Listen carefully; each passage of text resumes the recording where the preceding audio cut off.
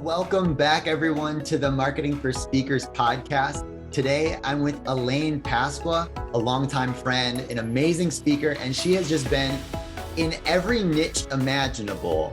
She's taken her lane and she's gone across the board, across industries to help people with her story and her experience and just her awesome work ethic. Because Elaine, I've seen you tackle projects just because you are an excellent person.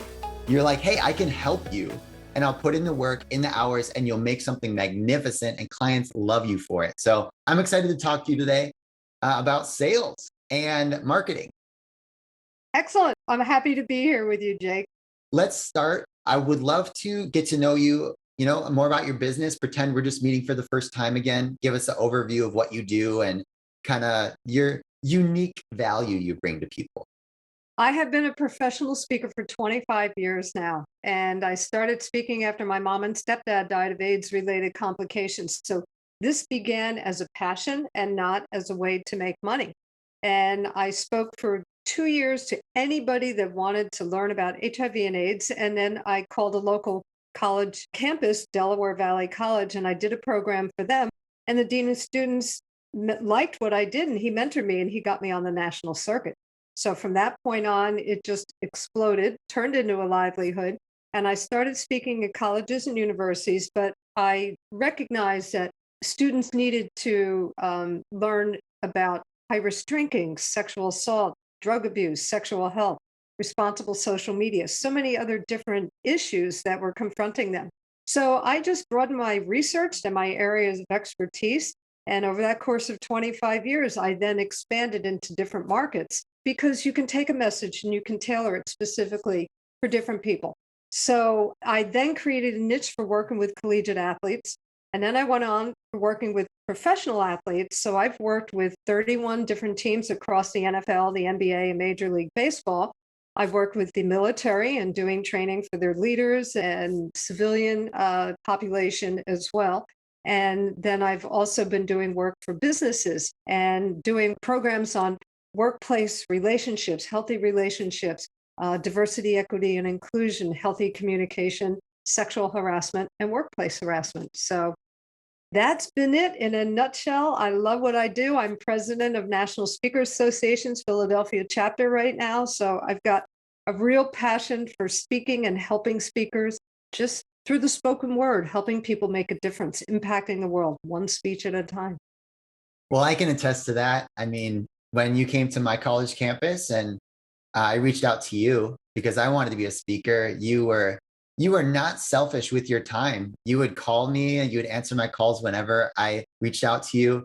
And you've been my mentor for years as I've gone from, 0 speaking engagements to, 30 plus a year for my calendar. You've been there encouraging me, helping me with little questions and big questions and connecting me with clients. So, I mean, yeah.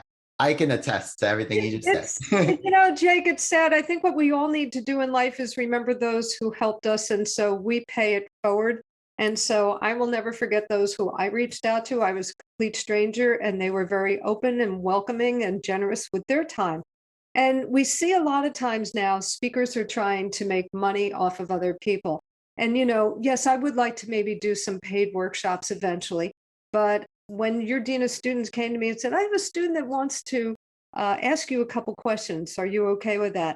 And I was like, yeah, sure. And then I just loved what you were doing with Party.0, that it was like, this is not a one and done conversation, because me impacting you positively impacts so many other people. So that's where the generosity comes in. And that's what we should all be looking at. Yeah, that's so amazing. And I know that's something I've learned. Like you said, you're part of the National Speakers Association, NSA.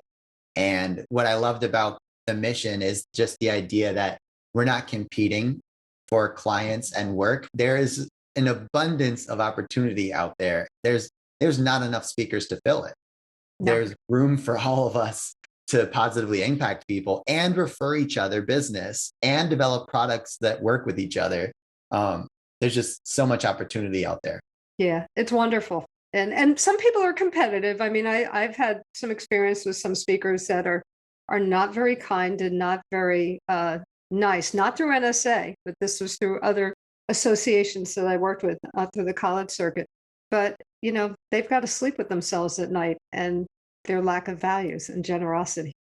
Yeah. So I want to dive into some content. So you work with college students, and that was kind of how you started. And working with professional athletes, was there a difference in how you marketed to those two different sectors, knowing that you're giving similar content, but you're going into a new niche? Was there a difference in how you marketed and what you did to gain those clients? When you're going into a new niche, you need to do your homework first before you reach out to people. And you need to learn, because what we need to portray to people is, what is the number one problem that I can solve for you? So if you don't know what their problems are, then you don't know how to couch your language and how to speak with them. And so for athletes, pro athletes, I had to learn about what their issues are. So working with rookies, let's use the NFL, for example. So they're suddenly coming into these big contracts with a lot of money. They've got a lot of people. Sometimes they've got their family, their cousins, their fourth cousins hanging on. They want money. And so there's all this pressure on them. You've got young women that are throwing themselves all over these guys because, it's eye candy. Hey, look what I've got here. And so they can be entrapped. And so there's all these different challenges that they have that I needed to learn about. And so then once I came to the respective teams, and actually, and here's a good lesson: don't give up when somebody says no. So I talked to the one particular person at the New York Giants for 3 years in a row. That's the very first team that I worked at. I didn't give up. So just because somebody says no doesn't mean that it's done. The sensitivity comes in the fact that you don't bug them. And so I waited a year later and I contacted them again. And we had a wonderful conversation. And then I waited another year later. And then I said, Charles, I'll come in for free. And he goes, let's have the team psychologist look at this. Because believe it or not, the teams don't have a lot of money for player development. That's not where they're putting their resources. So they don't pay as well as other sectors, but it looks good on the resume. And you have to think about the big picture. So me, with the picture with all these guys, I'm arm in arm with these guys, that's worth $1 million. Yeah, And, it is. and and that opens the door to so many other, and plus it's just a blast. It was so much fun to be with them. So, you don't give up the first time around, but you have to know their language. Same thing with the military. Okay, so how does sexual violence and how does high risk drinking affect the military? Well, this is working as a team, being out there in the field when there's pressure going on, life and death situations. They want to know that they can trust the person that's standing next to them. And so it's about building trust in relationships and performing well too, that you weren't hungover from the night before and now you're out there in a combat situation with a hangover. So it's all these different things. So you need to do your homework to know who you're working with. I love this for so many reasons. And it's going to lead into what I really want to dive in. And I think you're really gifted at, Elaine, is the first thing being, I just want to point out that you mentioned doing your homework, researching. Is before you develop your marketing materials, you really need to understand your client. And like you mentioned, when you shift your clients, all of your marketing materials, whether it's your printed, one sheet that you send them to share with their team, your website, your social media pages, your email scripts, even your phone scripts, everything is just pivoted to include their language. So they think, yes, this person knows me. So therefore they are qualified to help me with my problems. But don't be too broad and say, okay, now I've got my conversation for colleges. Because I grew up right outside of New York City. I live outside of Philly now. I do a very different program here than I do in a very conservative faith-based institution in the South, or not even a faith-based institution, but that I do in the Midwest. So you need to also know culture. And I do work with a lot of Catholic universities as well.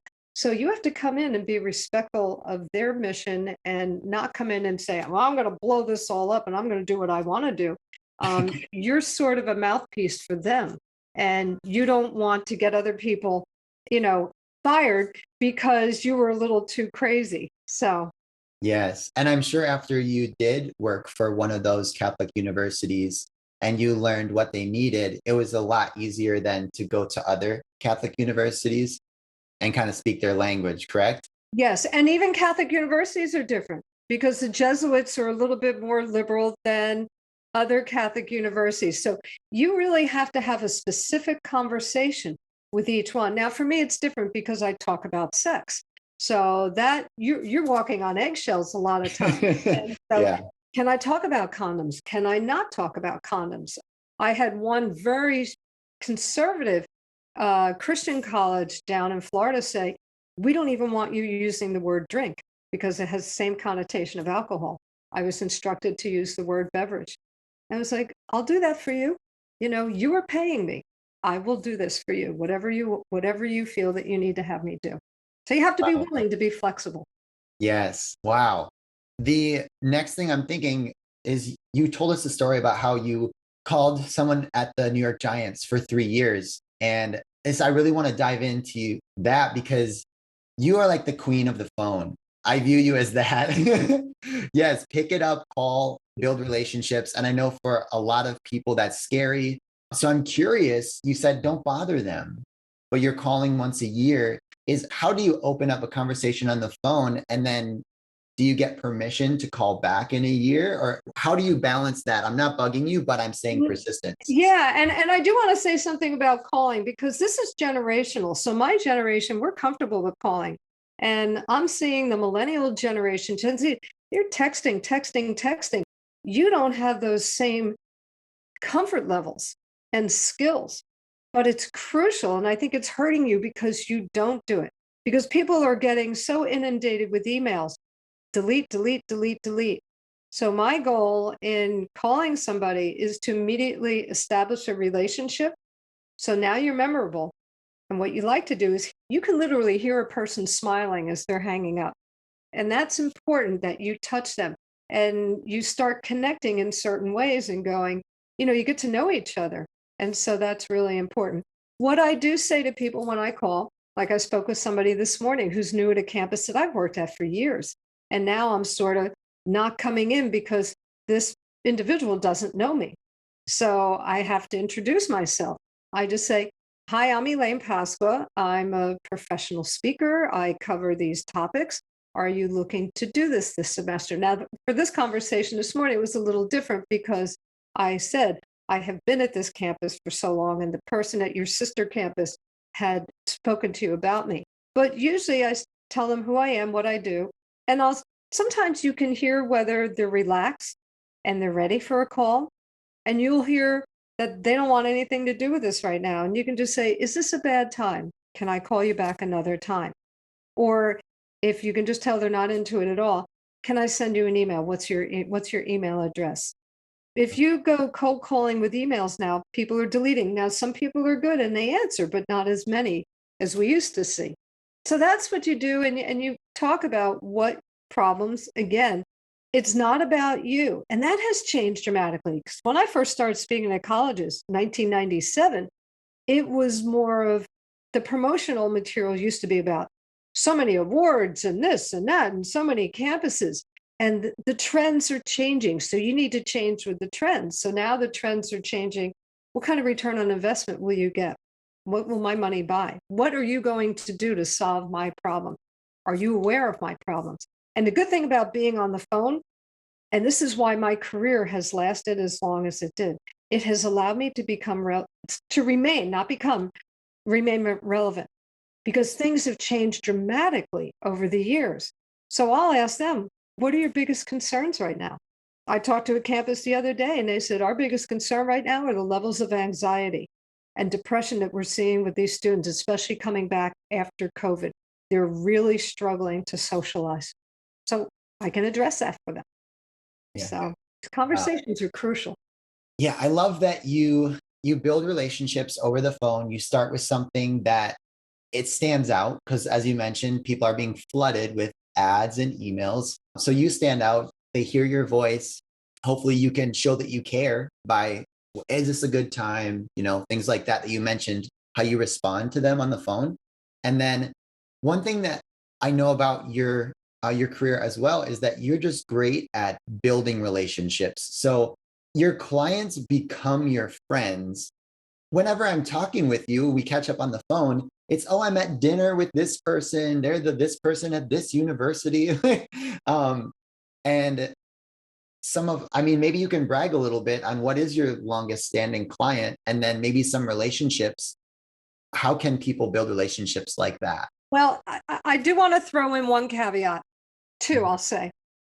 My father was a salesman and he knew how to work a crowd.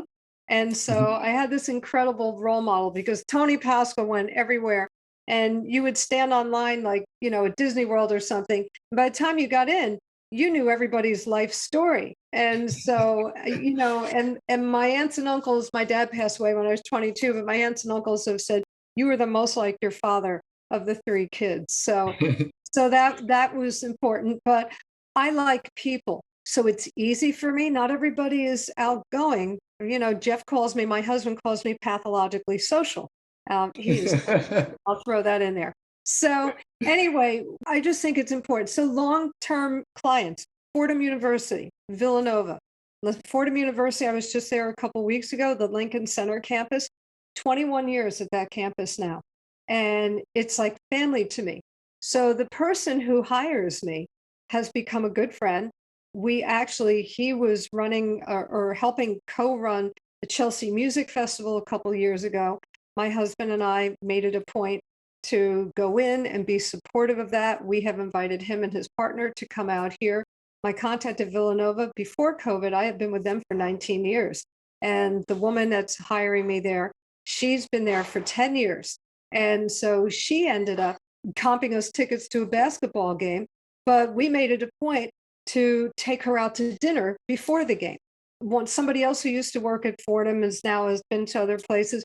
We get together with her for dinner in New York. I've just met so many people. People in higher ed are just so giving and selfless, and they should be making way more money than they're making.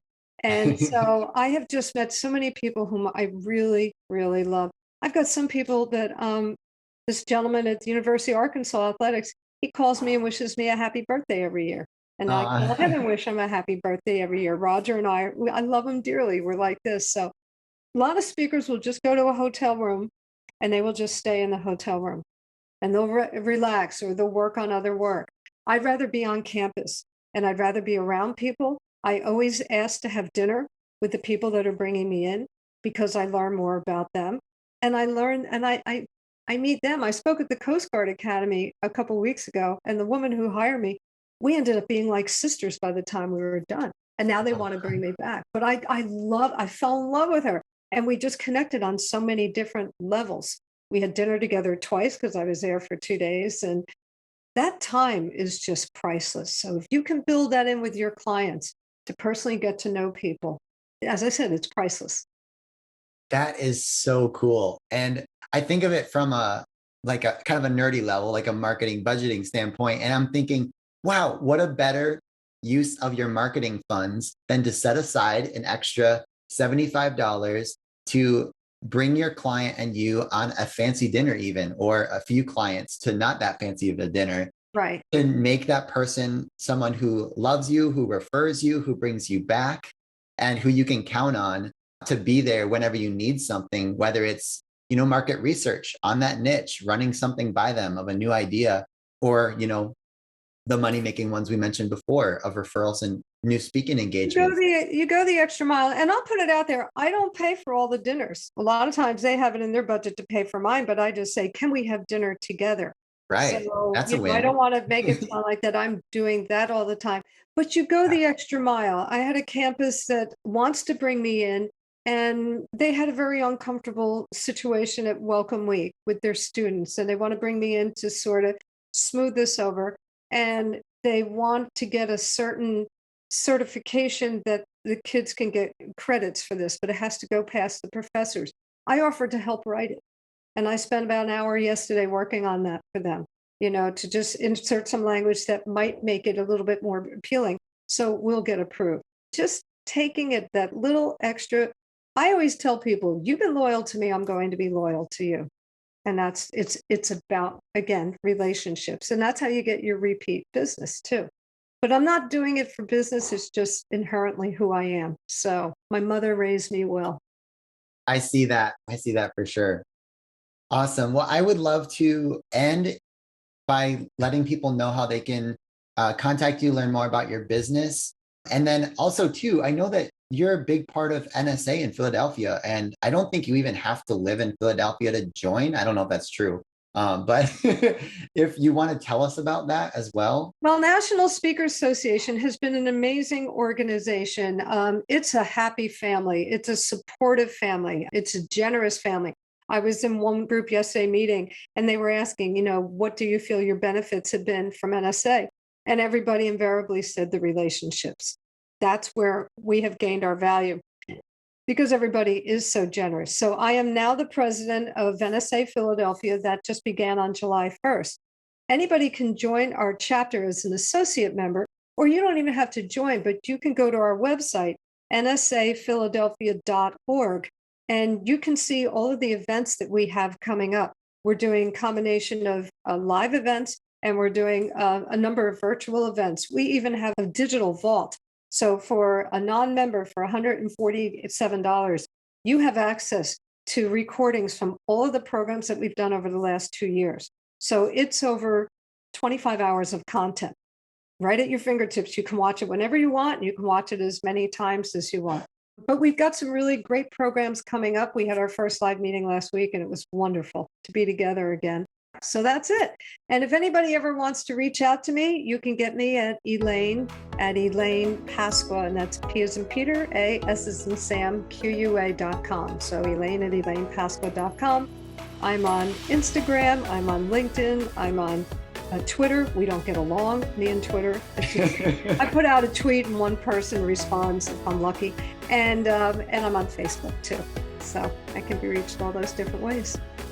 Well, thank you so much, Elaine, not only for your mentorship to me, but for, as always, taking the time to help out when I ask. And I know it's going to be really valuable for the people that listen to this podcast. So you have a wonderful rest of your day. All right. Thank you for inviting me. I'm honored.